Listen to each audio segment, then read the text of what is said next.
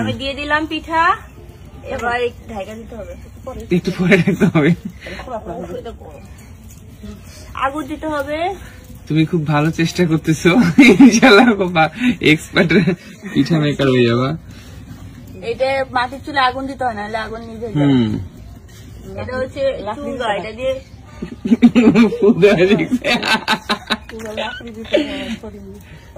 ও লাকড়ি দিতে হয়, লাকড়ি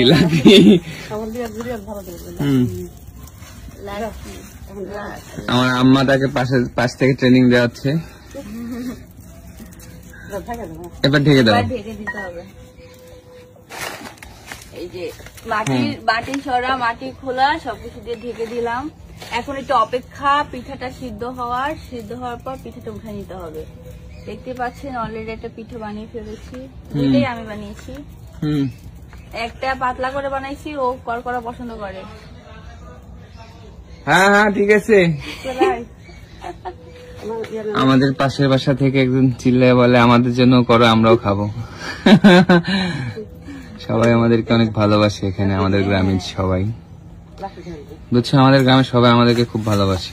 হ্যাঁ দেখলাম তো সবাই।